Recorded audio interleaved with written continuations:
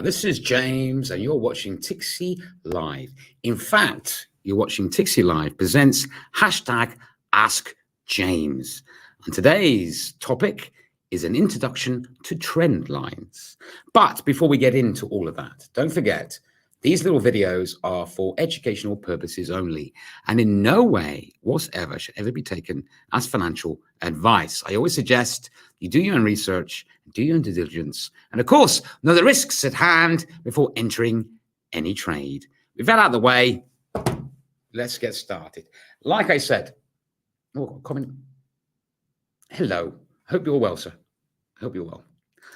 So, like I say, this is Tixee Live presents hashtag Ask James. Okay.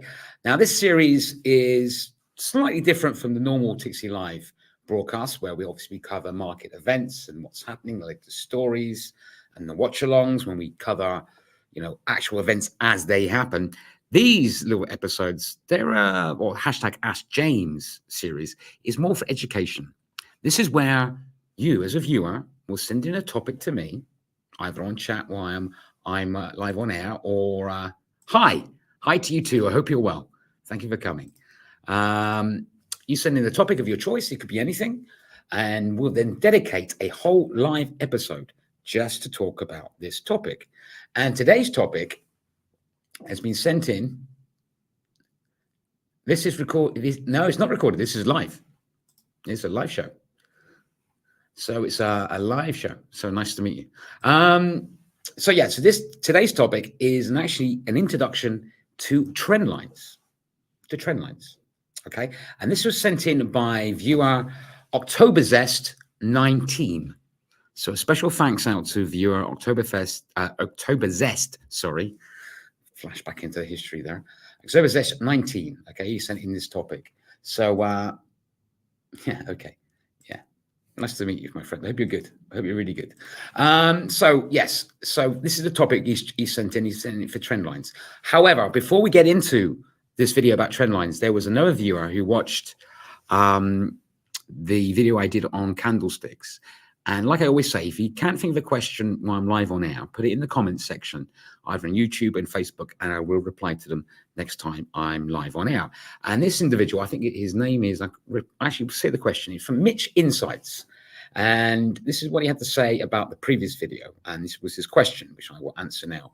Very informative edition. I'm new to trading and would appreciate content tailored for learners. This is what we're trying to do. Whatever subject you want, send it in and we'll do a video on it. A question he has, does breaking news always affect market movements? In the following part, or are there times when the market resists breaking news? That's a really, really good question. A really good question. Now, the reality is the market can really tends to focus on one story at a time. And whatever that story is, dictates the market, be it inflation, be it interest rates. So when you have a major event, the market can really move on that event. Okay, it doesn't always move on that event, and I will tell you why. It depends what story is focusing on. So say, for example, we're looking at the moment, it's all about inflation. Okay, high inflation and interest rates from the Fed, ECB, Bank of England, RBA, etc. Okay, so we have a high inflation reading. Then the market will react because that's focusing on that. At the same time, if you have retail sales comes in, which is very important, if the market is more focused on inflation, not the consumer, then it may not react. At the same time, if you have a big event coming up, and this is the danger when you have big market events happening up, if there's a big build-up and there's an expectation to it, the market could already price it in. What do I mean by that? For example, if the market is expecting, like they did yesterday, the ECB to raise interest rates by 75 basis points, and they're expecting it, it comes out and they raise rates by 75 basis points and the market does very little. Why? Because they've already priced it in that was going to happen. So it's a big event and the market doesn't do anything. The other thing the market can do to these big market events is, there's this old saying, buy the rumors, sell the fact.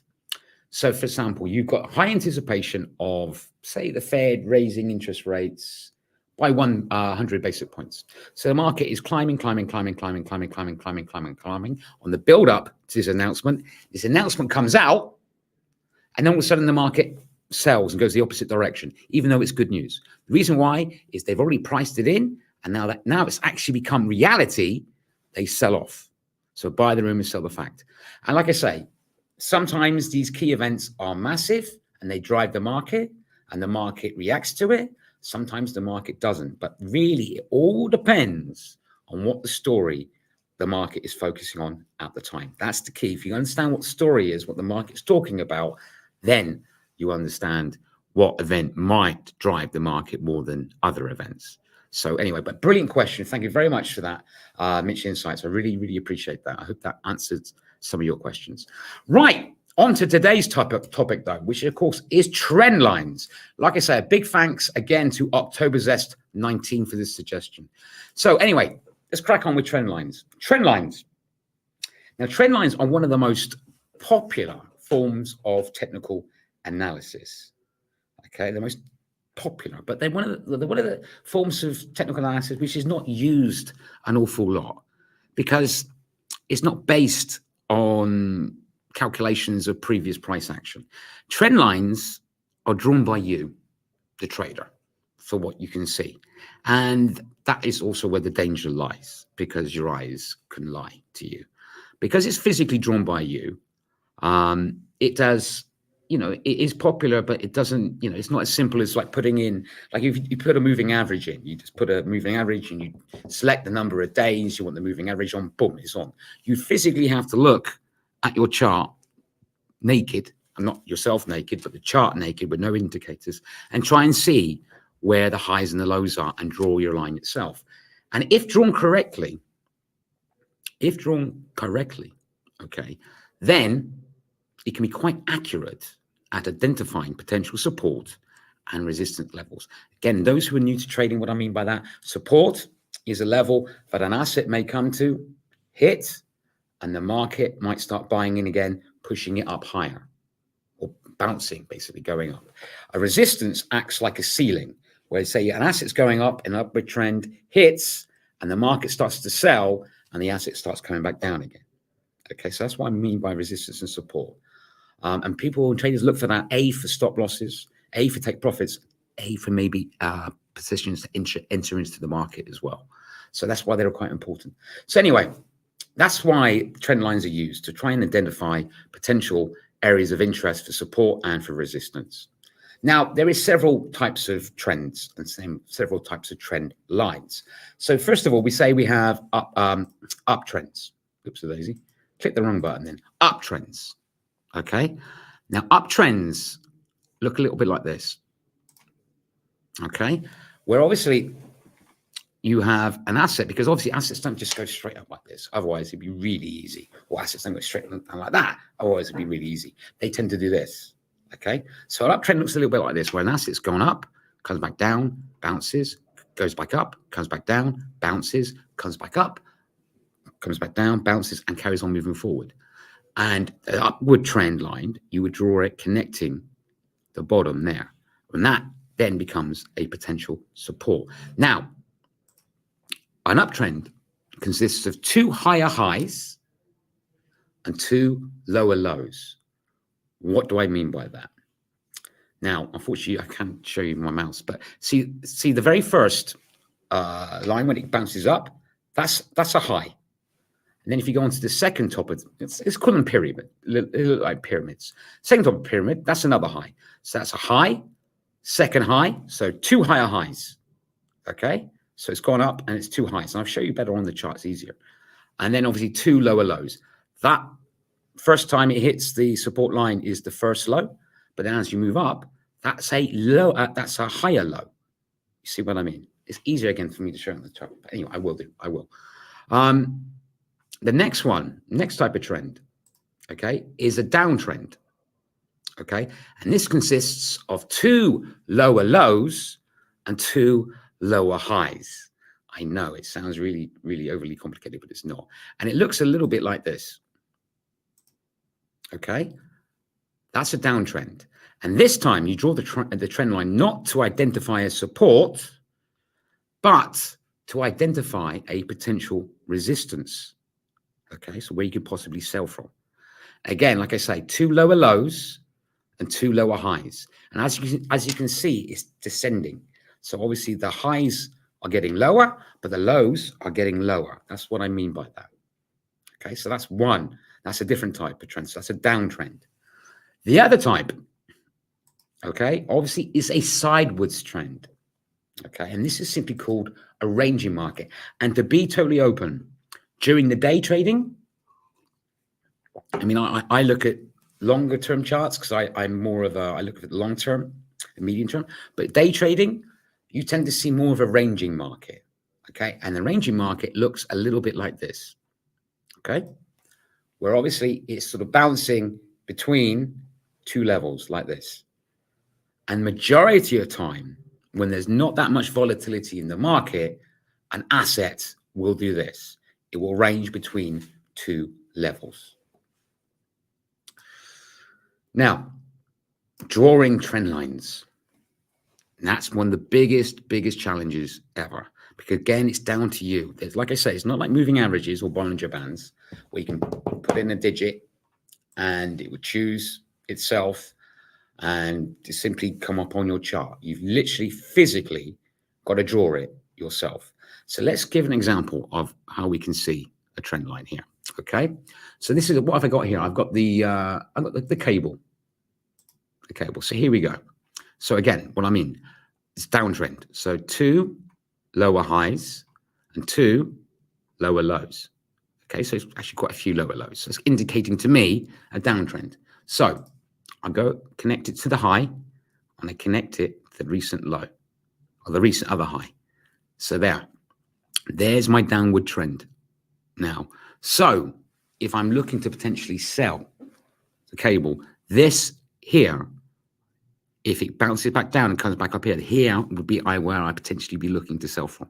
So that's how I identify a potential area of interest. If you look at another one, look at the euro. Okay, it's come back a little bit more because the euro has been on a longer downtrend. Here we go. This is nice. This is nice. We can do a nice trend line here. So go from this high here to there. From the high, connect it to the next lower high. I've got a nice clean trend line here. So if we then focus and move back in a bit closer, this potentially could be my next area of interest as a potential resistance. We go into a ranging market. Let's say ranging markets, like I said, we have to go for a shorter time frame. Okay, because obviously the markets does that. Let's choose, say, something like gold, for example. Here we go. Gold, pull out a bit more. Okay, here we go. Right, that is where we can obviously see there's been some support. So that's the potential support level. So the buying being in, we can see some potential buys here around, and let's put it in again, around here. So that there is again the range. So it's actually fluctuating, potentially. Actually, that's a bad line. Let me change that again because I've done it wrong. Put it in the wrong level. Around here. Here we go. Here. So potentially ranging between these 2 levels. So 1,694 and 1,726. So that's what we call a ranging market. This is on an hourly chart. Okay. So that's what I mean by that. So that's how we do it. But again, it's all down to the naked eye. You physically have to see it. And there is some dangers in a minute about trend lines, which I'm going to go through with you about it, because again, it's down to your general perception. And there's one rule of thumb, which I will tell you about in a moment. But why do we do this again? What's the point? Like I say, the whole point of putting trend lines in, both the downtrend and uptrend, is trying to find, and I have got an example of an uptrend, and I've actually got an example I will show you in a minute. Why is it what's not to do, actually? The wrong way and the right way to do it. I have got an uptrend because I was looking, before I did this video, I was looking for something, some assets which was on an uptrend. At the moment, we are living in a very much a bear market. It was very difficult to find something, but I found something, and I've got a perfect example on it. I will show that to you when I discuss the negative side of things or the things you shouldn't do. But anyway, going back to my original point, the reason why we put the support and resistance in because we want to trade from them. Like I said at the beginning of the video, we do the support and resistance either to set our take profit or stop loss, or potentially to enter into the market from these levels. But there is several methods how to trade the support and resistance. Okay, and these are some of the methods. Okay.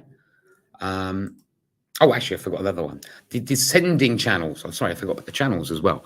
The channels, sometimes the market does this as well, where you have a market which, again, it looks like in a downtrend and it's bouncing off between two levels, as you can see that. And it's on an uptrend. It's called the ascending channel. So we have channels as well. I forgot to mention that one. But anyway, moving on to my new topic on this, which is how to trade support and resistance. Now, say you've got a channel like this. You can do what's known as the bounce. Okay, so you see your potential support. You see the asset coming down to that support. It bounces a little bit above it, which then gives you the confidence that that support is holding, and you set an entry level just above it. To be safe, because don't forget, I always say trade safe, just below that potential support or that line you've drawn in, you set yourself a stop loss in case it does indeed break through.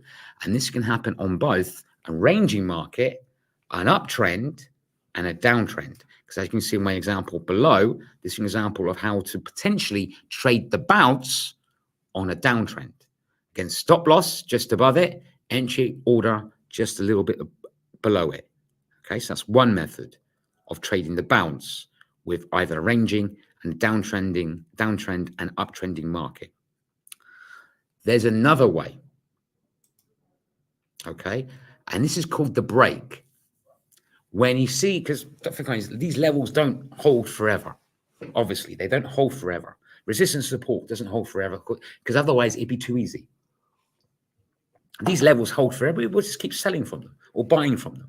It doesn't. Eventually, something can happen in the market which will change the market's mentality, and that level will be broken. And there's two ways of trading the break. First of all is aggressive. When you see it break through, you go, right, I'm definitely convinced this is broken. I'm jumping in. And you do an entry order just a little bit below it and stop loss just a little bit above it in case you're wrong. So that's the aggressive move. The other alternative, and this is the one to be fair, again, all trading is different, but I tend to prefer this a little bit more. Is called the cautious trade of the break. And that's my preferred method because that's what I prefer to do. And the reason why I do this, because again, this is those who watch my videos, you always notice I have quite a few channel lines on my charts all the time, because I'm a big believer in this theory that support and resistance change its roles. That when you have like a resistance level, which is finally broken, to convince yourself that this level is broken, it changes its role and it then becomes a support. So basically the asset breaks through the resistance, but then sees a bit of selling pressure, comes back down, touches it again, and then the market starts buying from that same level, which was a resistance, and now bounces and becomes support. So it changes its role. I'm a big believer in that. And I often look at that all the time, which can potentially support. Same as if you have a support level, an asset breaks through it, it then bounces back, comes back up, hits it, and it then starts acting as a resistance. So they both can change their roles. So this is why I quite like when trading the break, trading a little bit more cautiously, because it sort of reaffirms the trend is broken, so to speak. You know what I mean? So say we see it break through this potential support. I'm not convinced it's broken till I can see it bounce back up, touch it, and I can see that it's changed its role. It's now become resistance. And that's what you do. So you see an asset come through, come down. You don't jump in then. You wait for the asset to come back up, touch that same level you've been watching as a support, touch it, and then start to come down again. That's when you then start to go, okay, I'm convinced it's changed its role. The market is changing its direction. Again, I will iterate. It does not work all the time. And it may work only for a short period of time until the market changes sentiment, because nothing ever works all the time. Because otherwise, like I say, trading would be easy, and it's not easy. It takes time and it takes discipline to do this. So I'm just saying that that is the case as well. So I prefer the cautious, the break. But that's, again, that's me. That's my style. Some prefer to be more aggressive and wait for the trend line to be broken. So yeah, so that's another method of doing it. But look, this is what's really important when coming to trend lines. And like I said, I've got this perfect example of an uptrend, which I think you should not, this is the most dangerous thing. Again, because like I say, it's not like moving averages or Bollinger Bands where you simply choose the indicator, put the details in, and boom, it's on your chart. You physically got to see it with your own eye. And this is why it's difficult, because these are the most important things to remember. And this is what's dangerous about trend lines. Okay. First of all, do not ever force the line. Never make it too steep. If you think you see something, do not necessarily force it. You take a step back and you look at it clearly, and then you see it, then you can do it. Okay. And never make your trend line too steep, like I said. And I've got a perfect example here. This is what I was saying earlier on. And this is the one thing I can find, which is up on an uptrend at the moment. And that is the dollar yen. Yes, we've had some selling off at the moment, but let's look at a day. Let's move in a bit quicker. There. Okay. Now, most people will look at it like this, which in my opinion is far too steep. That's far too steep. Okay. Because I'm forcing that. However, if I take a step back, delete that. If I come back a little bit, let's come back just a little teeny weeny bit. And I start from here and I go to here. That, in my opinion, gives me more of a picture. So I'll be looking around this area. It's not too steep. I'm not forcing it. I'm taking my time. So around the 140, around this level is where I'll be looking at, around here. So that is how I would draw the trend line. If I take it off, again, if I do it too steep, do it from here, that's really tight. I'm really trying to force. It's just too steep. Again, that's in my opinion. That's with my own eye. Okay, it's far too steep. So that's the biggest thing. Do not force it. Take a step back. Try and have a look at a bigger picture at it, and don't overly force a line which is not necessarily there. So yeah, there we go. That's the first rule of thumb, or most important rule of thumb, because it's down to us to identify it, to see it ourselves. It could be very, it can be very misleading, because sometimes we like to hope and see things which are not there. So again, this is the one danger. So again, like I said at the very beginning of this video, if drawn correctly, they are potentially very accurate, identifying support and resistance. If done wrongly, they can be misleading you into mistakes. So always bear that in mind. Don't forget, this is just an introduction to trend lines. In the future, I will be doing a full-blown educational webinar on this topic, along with many more, and there will be a lot more to it. I'll actually be doing it with a colleague, another analyst, who will be doing it together, and these episodes will be a lot longer and go into a lot more detail. These #AskJames are just like little bite-sized pieces of information, but there'll be bigger stuff to come with a lot more detail in the future. So please look forward to those and come along for those. Don't forget, you can ask me questions anytime you like in relation to this topic or any other topic, or maybe even suggest to me live on air. Tell me what topic you want me to do in the future. I've got one request, I think, from another viewer who wants me to do fundamental analysis, which I'm happy to do, which I'm going to do next. Definitely fundamental analysis, because I do talk about the markets a lot, and that is certainly when it comes to currency, that is a lot of fundamental analysis in relation to that. So yeah, let me know what you'd like me to cover in the future, what subjects. Or you can simply say hi if you like. I've obviously got a hi from this young man here. She was very nice. Did you enjoy this video anyway? Do you find it useful? Did I talk too fast? Do you want me to cover more stuff? Do you want me to show you some more examples, for example? Okay. Hi, Andrew. There's a hi. I got a hi. Hi, Andrew. I hope you're well. I hope you're having a great day, my friend. Thank you for coming. And I hope you enjoyed the video and found it useful. Nice to see you. Hope you and your family are well, my friend. I really do. I really do. Don't forget, if you think of a question later, you can put it in the comment section, either on Facebook or YouTube. I will see them. I'll thank you for the information. Oh, thank you. Thank you. Thank you for coming. I really appreciate it. I hope you found it useful, buddy. I hope it helps. Like I say, it's just a bite-sized piece. The full story, I will be doing a full-blown education webinar in the future, which will be like an hour long. This is just like a little teaser, but I will do a lot more on this. But I hope you found it useful. Very useful and informative. Thank you. No, thank you, Andrew. Thank you for coming, and thank you for the feedback. I really appreciate that. I really do. I really do. As I was saying, sorry, excuse me. As I was saying, if you think of a question later, you can put it in the comment section, either on YouTube and Facebook, like what was the gentleman's name again? Forgotten. Like what was his name? Mitch Insights. Like Mitch Insights. You can put it in the comment section. I will see it, and I will reply to it next time I'm live on air, like I did with that gentleman's question. So don't forget you have that option as well.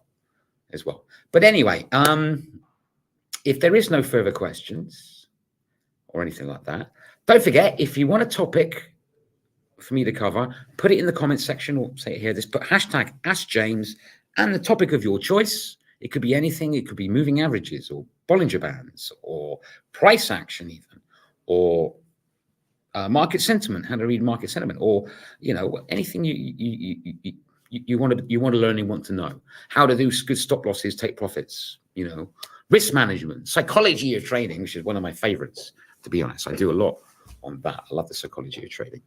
If it's something like that, just put it in the comments and I will do a dedicated video just for that. So whatever you wish, I will cover that. But anyway, okay, if there's no further questions, don't forget I'll be back online again in about an hour's time, this time to cover the markets. It's been a bit of a day today, obviously, for a number of us, a number of changes, but I'll be doing a market update again, obviously, later in about an hour's time at about 2 p.m. UTC. So please come along and join me for that. And of course, I'll be doing another hashtag Ask James episode sometime next week. So please come along with that as well.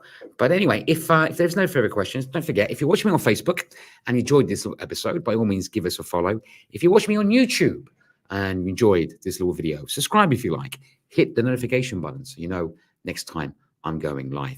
If you enjoyed this little video and you put up with me, my over-the-top enthusiasm for the markets, but I simply cannot help, then give me one of these. It's nice to know that you like what I do. I saw a couple of likes already, which I really appreciate. But anyway, before I go, a big shout out to Andrew, and I believe it's pronounced Sajat. Sorry if I said that name incorrectly, but big shout out to those two gentlemen. Thank you so much for interacting and asking me questions. I really appreciate it.